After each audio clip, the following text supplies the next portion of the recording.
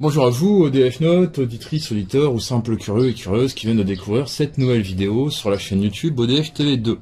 Bienvenue dans ce nouvel épisode d'UFO IFO. Donc je suis en présence de Jean-Louis Lagneau. Bonjour Jean-Louis, comment vas-tu? Bonjour Gilles, ça va bien, on est au soleil, il n'y a pas de vent pour une fois, hein, parce que ici en général quand tu viens me voir, à Port-le-Cadre, il y a du vent. Alors le principe d'UFO IFO, tu vas nous présenter une enquête que tu as eu à faire. Au début tu nous présentes ce que le témoin a vu, etc. Et après on passera à la partie ufologique, donc l'explication. Donc c'est à toi. Eh ben, ça va être assez simple, hein, simple dans l'explication après, pour les gens qui connaissent. Mais malheureusement on s'aperçoit que dans le public il y a une grosse méconnaissance des phénomènes qui se passent dans le ciel, aussi bien météorologiques qu'astronautiques. Et malgré toutes les informations qui peuvent passer à la télé, j'ai comme l'impression que les gens ils oublient ce qui se passe à la télé, ou alors ils gardent que le mauvais, et tout ce qui est une bonne information, elle passe autre part. Donc c'est très simple. J'ai eu un témoignage il y a 6 mois de ça, d'une personne qui habite du côté de Mesquer. Donc c'est en Loire-Atlantique, et c'est dans le nord de la Loire-Atlantique, c'est au-dessus de Piriac, au-dessus de la Turballe et tout ça. Qui me dit, voilà, j'étais avec ma femme sur la terrasse, et on était en train de boire un coup, tranquillement, il faisait beau.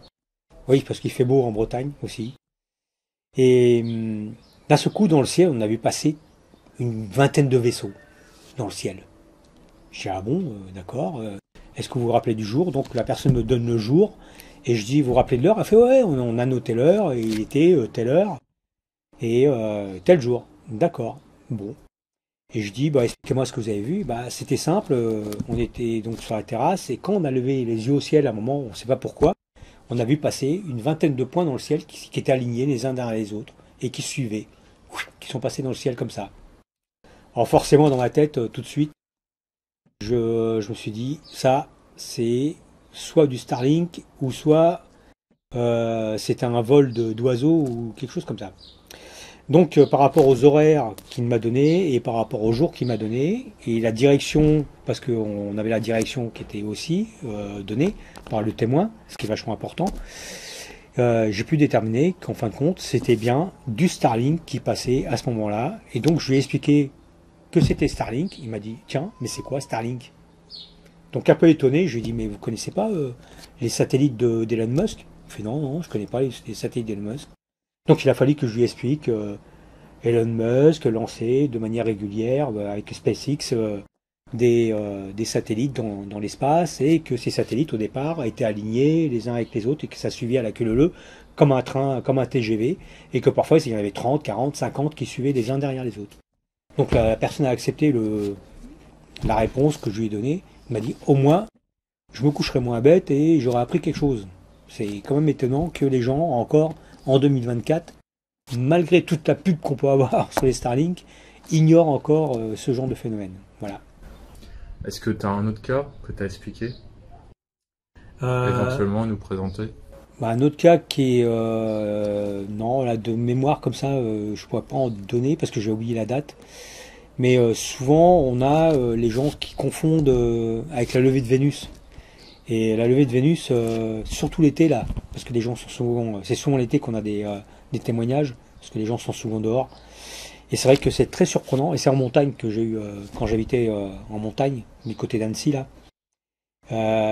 les gens sont vachement surpris quand Vénus se lève, et ils ont l'impression de voir quelque chose qui décolle. Et le fait que dans l'atmosphère, en plus ça bouge un petit peu, le phénomène peut, l'étoile peut bouger, la planète peut avoir un mouvement oscillant, ça les trouble un peu.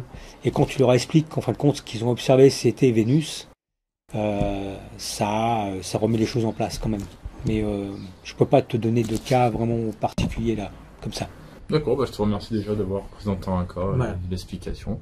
Et puis comme quoi, quand on fait une enquête en ufologie, tu trouves aussi des explications à LDLN finalement?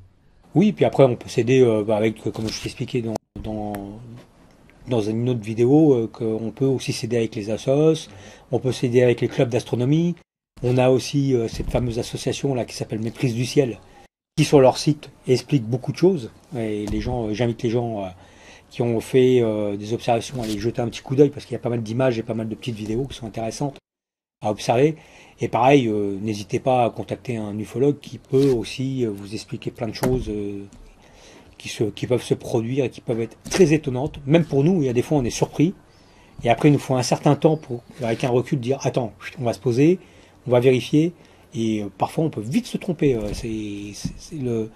La météo peut vite jouer avec tes yeux et le cerveau, il peut vite comprendre des choses qui sont pas vraiment compréhensibles. Hein. En tout cas, je te remercie beaucoup encore une fois et puis je te dis rendez-vous dans une autre vidéo ou une interview de Mémoire d'ufologie. Ok, Merci. avec plaisir.